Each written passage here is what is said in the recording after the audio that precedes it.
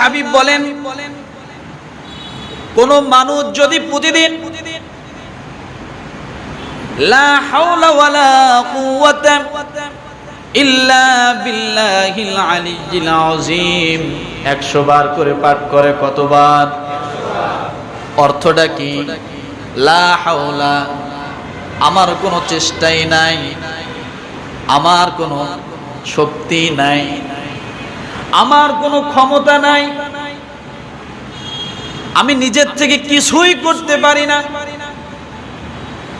আমার নিজের থেকে কিছুই করার ক্ষমতা নাই, ওয়ালা কুওয়াতা, আমার কোনো শক্তি নাই, আমার কোনো বাহুবল নাই, আমার অর্থ সম্পদ দিয়ে কিছুই আসবে না, কথা ঠিক কিনা? ইল্লা বিল্লাহ, আল্লাহর সাহায্য ছাড়া, কথা ঠিক কিনা?